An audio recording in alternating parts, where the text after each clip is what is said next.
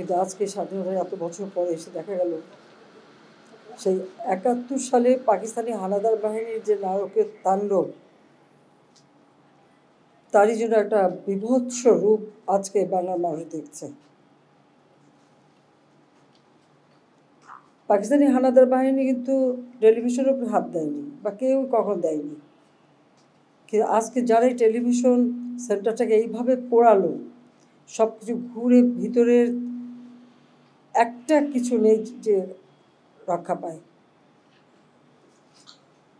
তাহলে এরা কারা? এরা কি এই দেশের মানুষ? এরা কি এই দেশেই জন্ম, যে একটা দেশকে সম্পূর্ণভাবে ধ্বংস করার চিন্তা নিয়েই যেন তাদের এই আক্রমণ? গতকালকে মেট্রো রেল যা ছিল আমাদের জন্য সারা বিশ্বে বাংলাদেশের প্রত্যেকটা বাঙালির গর্বের একটা সম্পদ, সেটাকে ধ্বংস করলো। আর এই টেলিভিশনটা,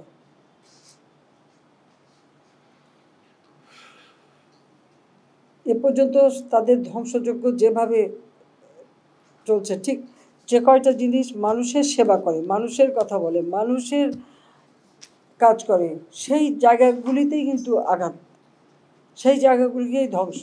ও একের পর এক গাড়ি, এমনকি সিটি কর্পোরেশন ময়লা ফেলার গাড়িগুলিও, যে গাড়িগুলি আমরা জাপান থেকে কিনেছিলাম, যেগুলি ময়লা তুলে নিয়ে সেটাকে একেবারে মানে আধুনিক পদ্ধতিতে সেই ময়লা ব্যবস্থা করা,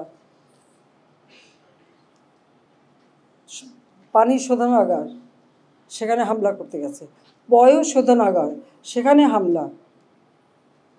এটা কি হচ্ছে, কি তাদের মানসিকতা? কোটা বিরোধী আন্দোলন, কোটা সংস্কার আন্দোলন, যেখানে 2018 সালে আমি পুরা কোটা পদ্ধতি বাতিল করে দিয়েছিলাম। হ্যাঁ, মুক্তিযোদ্ধারা সেখানে মামলা করে, হাইকোর্ট একটা রায় দেয়, আবার সেই রায় দেওয়ার সাথে সাথেই আমরা সরকারের পক্ষ থেকে অ্যাপিলেট ডিভিশনে আপিল করি, কারণ আমার করা প্রজ্ঞাপনই তো বাতিল হয়ে গেছে, কাজে আমরাই আপিল করেছিলাম যে সেটাকে পুনর্বহাল করতে।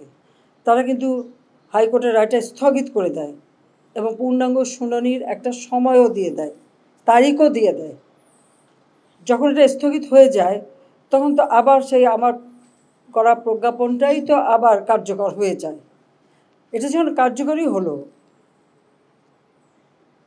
জুনের 5 তারিখে রায়টা হয়েছে, আর আন্দোলনটা এবং এই ধরনের কাজ শুরু হলো জুলাই থেকে, এবং 17 জুলাই থেকে যে ধ্বংসযজ্ঞ শুরু হলো, যখন তারা আন্দোলন করেছে, বসেছে, আমি আমাদের আইন শৃঙ্খলা রক্ষাকারী সংস্থাকে বলেছি যে আপনারা ধৈর্য ধরেন, আপনারা ওদের কিছু বলেন না, ওরা ছাত্র, ঠিক আছে, এরকম আন্দোলন করছে, রোদ বৃষ্টি সব কিছু মাথায় নিয়ে আমরা তো কত এই দেশের স্বাধীনতা সংগ্রামের জন্য কত আন্দোলন করেছি, সেই স্কুল জীবন থেকে এরকম রোদ বৃষ্টি ঝড় সব উপেক্ষা করেই আমরা মাইলের পর মাইল মিছিল করেছি।